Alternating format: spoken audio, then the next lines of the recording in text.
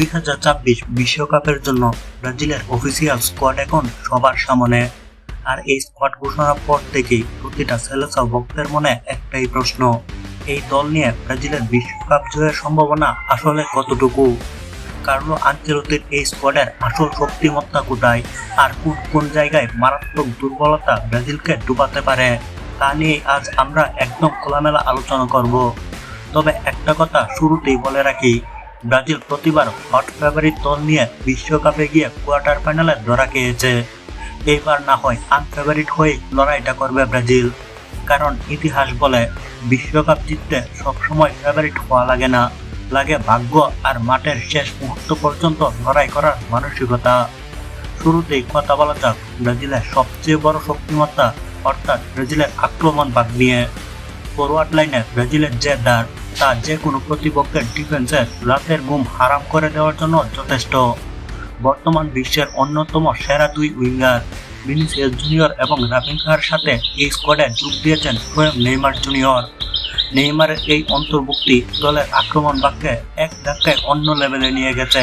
তাদের সাথে ব্যাকআপ হিসেবে আছেন গাব্রিয়েল মার্টিনেল্লি এবং ম্যাথিউস কুনহা, আর এক্স ফ্যাক্টর হিসেবে আছেন একজন তরুণ প্রতিভাবান player Endrick, Igor Thiago, Bryan এবং লুইস হেনরিক। এই অ্যাটাকিং লাইন আপ নিয়ে আসলে নতুন করে ভয় পাওয়ার কিছু নেই, কিন্তু আক্রমণ ভাগ যতটা শক্তিশালী, ব্রাজিলের মাঝমাঠ ঠিক ততটাই হতাশাজনক। এই মিডফিল্ড বিশ্বকাপে ব্রাজিলকে বড়সড় ভোগান্তিতে ফেলতে পারে। এখনো মাঝমাঠে সেই পুরনো ভরসা ক্যাসেমিরো আর ব্রুনো গুইমারেস, এই দুইজন ছাড়া দলে বিশ্বমানের আর কোনো মিডফিল্ডার নেই। স্কোয়াডটা দেখলে সত্যি হতাশ হতে হয়।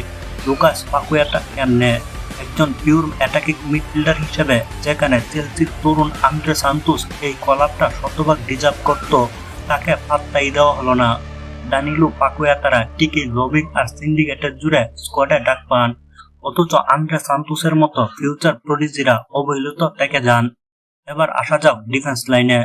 সেন্টার ডিফেন্সে গাব্রিয়েল মাগালহায়েস আর মার্কিনহুস থাকলেও মাগালহায়েসের প্রপার কোনো ব্যাকআপ কোচ রাখেননি, অথচ ঘরোয়া লিগের অচল মালদের ঠিকই স্কোয়াডে জায়গা দেওয়া হয়েছে। যেখানে মুরিলোকে খুব সহজেই মাগালহায়েসের ব্যাকআপ হিসেবে রাখা যেত, তাকে না নেওয়ার ফল ব্রাজিলকে হারে হারে টের পেতে হবে। তার উপর মিলিতাওয়ের ইনজুরি আমাদের ভাগ্যটায় আকাশ থেকে মাটিতে নামিয়ে দিল। রাইট ব্যাকে ভেন্ডারসনের মতো পারফেক্ট একজন ফুলব্যাক থাকা সত্ত্বেও ইনজুরির কারণে তাকে ছাড়া বিশ্বকাপে যেতে হচ্ছে। যদিও তরুণ ওয়েসলি বর্তমানে ব্রাজিল ভক্তদের কিছুটা আশা দেখাচ্ছে, তবে লেফট ব্যাক পজিশনে বলার মতো কেউই নেই। বুড়ো আলেক্সান্দ্রো আর ডগলাস সান্তোসের উপর কোনোভাবেই ভরসা করা যাচ্ছে না।